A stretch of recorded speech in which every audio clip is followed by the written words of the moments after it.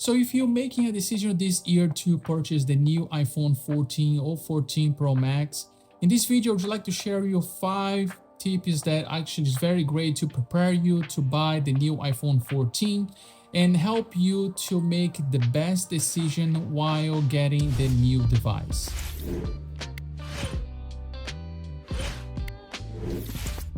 Hi, my name is Rodrigo and thanks so much for coming to the channel. So let's go ahead and jump right straight into the tip number 1, which is check your trading options. So with every year when a new iPhone coming out, most carriers, cell phone carriers does offer a program they call trade-in to trade your old device to the new device that is coming out. Sometimes they give you $500, $600, $700, up to $800 or maybe more, depending what device that you are changing, and maybe this is going to be a good deal for you to acquire the new iPhone 14. Also, a reminder that this is in USA soil, so I'm not sure if in your country does offer those programs, but it is always worth it to check. Also, if you're looking for a iPhone 13 normally or iPhone 13 Pro Max, this year also after the iPhone 14 release, the price will go down like any other phone on the previous generation. So it's definitely worth to check that out. All right, so in the tip number 2, you gotta ask yourself, am I going to need all the new features?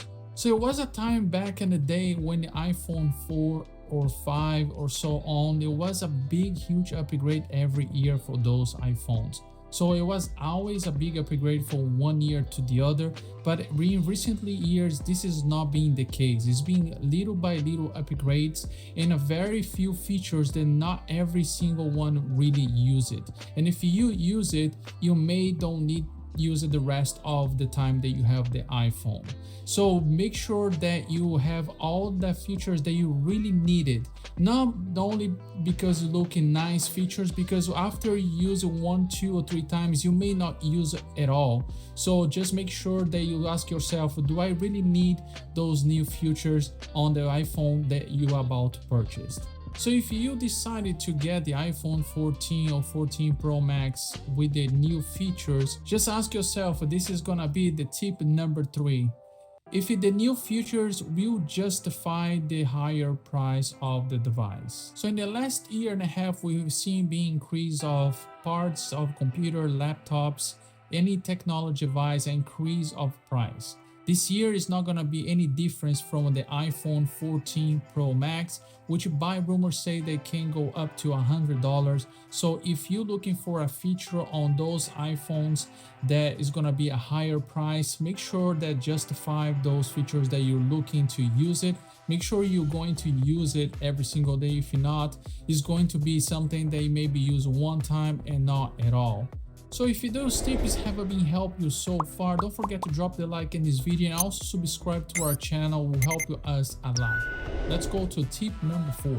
So ask your question on the tip number 4, do I really need the Pro models? As in the previous models, Apple has been put the normal iPhone and the Pros very similar with the specs.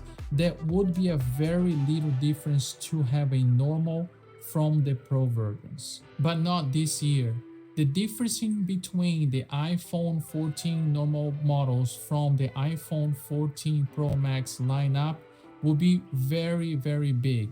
We're gonna be seeing different designs, we're gonna see different prices, and also gonna see different specs between those models. So make sure that if you're looking for the Pro models, those features justify the higher price, like we talk on the tip number 3.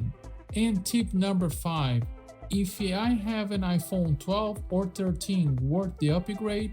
So if you have the iPhone 13 Pro Max like this one here and is your daily device so far, and you wanted to purchase an iPhone 14 Pro Max, I don't think this is really gonna be a big update this year, even though we have a rumor so far by the time I'm recording this video, but I don't think it's gonna be worth it to jump for this generation. But if you have an iPhone 12, maybe it will be a good jump. You gotta see what feature is really worth it for you. But if you have an iPhone 11 or older, definitely will be a big jump for the iPhone 14 lineup. But in that case, if you have the 13, I don't think that's gonna be a big jump, so I don't think you should be able to see a lot of difference between this device with the new device, unless if you really wanted the top of the latest iPhone for this year, which is absolutely fine. But I think iPhone 13 Pro Max owners will not benefit so much about the iPhone 14 Pro Max because they don't have a really big, huge feature compared to those two phones. So I hope those tips really help you to make it the best decision for you to buy the new iPhone 14 or iPhone 14 Pro Max. And if you really acquire the new iPhone 14 Pro Max or 14, just let us know right here in the comments below why you are buying the new iPhone and what is the feature that most you like in the new iPhone. Thanks so much for watching the video to the end, and I'll see you on the next one.